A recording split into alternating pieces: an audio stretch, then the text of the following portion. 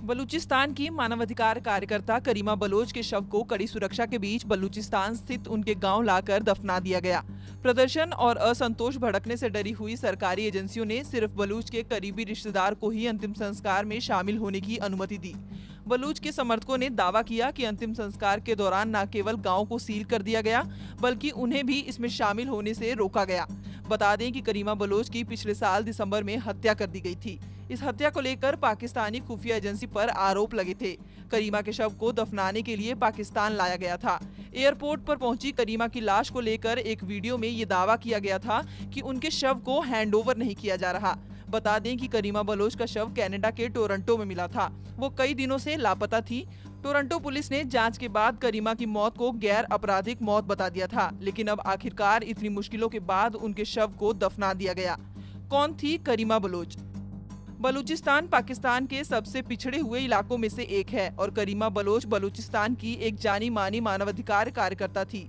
करीमा बलूचिस्तान में पाक सेना की हिंसा के खिलाफ लगातार आवाज उठाती रही थी। करीमा बलोच स्टूडेंट ऑर्गेनाइजेशन की अध्यक्ष थी। इस पद तक पहुंचने वाली वो पहली महिला थी। करीमा बलूचिस्तान की सबसे ताकतवर लोगों में से थी। बलूचिस्तान में ही रहते हुए वे एक्टिविस्ट के तौर पर सक्रिय हो गई थी। साल 2016 में करीमा का नाम काफी चर्चा में रहा, जब उन्होंने भारत के प्रधानमंत्री नरेंद्र मोदी को राखी का संदेश भेजा था। पीएम मोदी को अपना भाई कहते हुए करीमा ने कहा था कि वे मोदी समेत भारत के साथ की उम्मीद करती हैं। ये वो समय था जब करीमा बलूचिस्तान छोड़कर कनाडा में शरण लेने पहुंची थी। बलूचिस्तान का क्या मुद्दा है?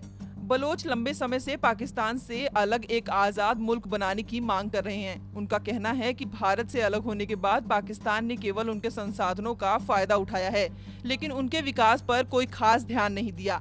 इसी वजह से बलोच शिक्षा, रोजगार और हेल्थ तक के मामले में काफी पीछे रहे। यही देखते हुए 70 के दशक में बलूच आजादी की मांग करने लगे। करीमा अपने पति के साथ कनाडा में रहती थी और कनाडा में रहकर वो बलूचिस्तान के लोगों के लिए लड़ रही थी।